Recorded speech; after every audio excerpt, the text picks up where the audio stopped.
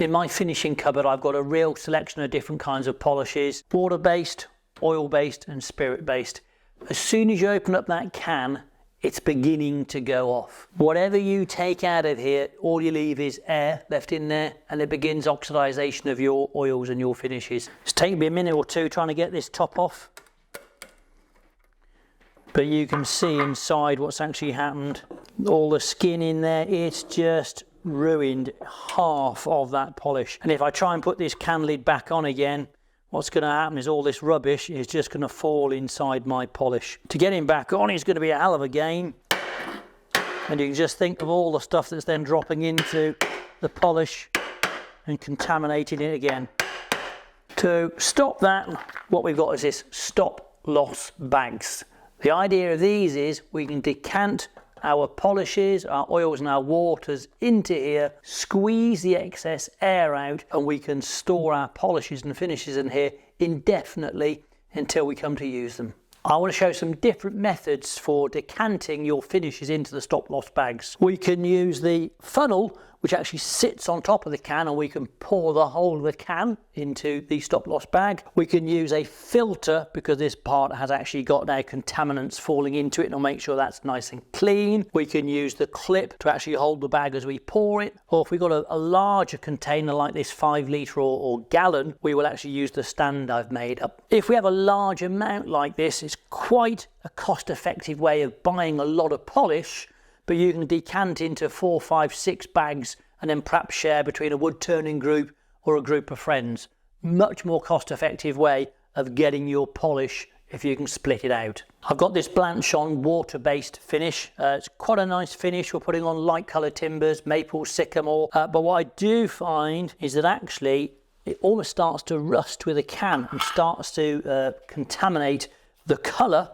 But also as you start putting the can on and off, you start getting the bits to start falling into the finish, which will ruin it. So what I'm going to do, I'm going to decant it into stop loss bag, but I'm actually going to put it through a filter, and then we can clean all the rubbish out and then store everything in here. We've written the product and the date on the bag, so we're good to go. To help the product go in, just blow inside the bag. Getting it in the air in there, it's going to help the polish go in. What I can do is put this onto the top of the thread, hang him in my holder that I've made up.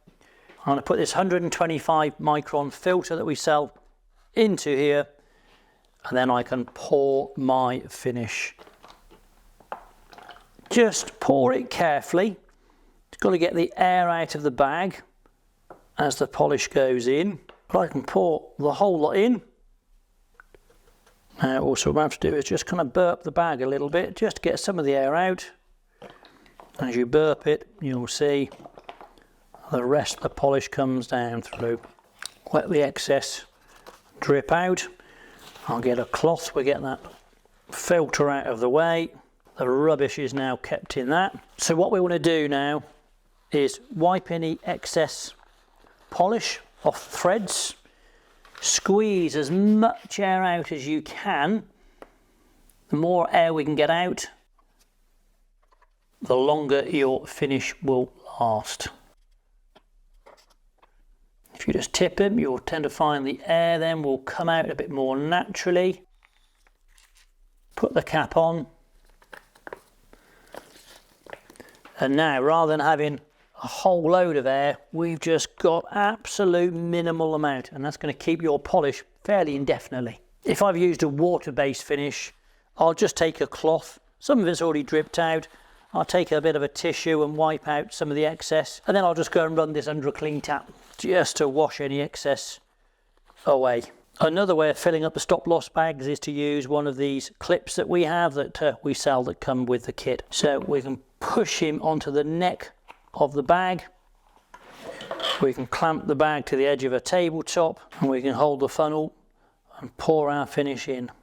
If the finish is going in at a reasonable rate, it'll fill quite quickly and may not need to burp the bag.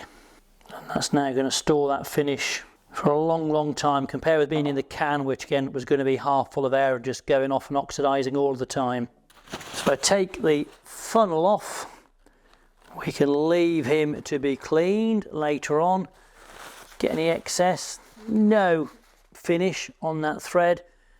We want to now squeeze all the excess air out as much as you possibly can.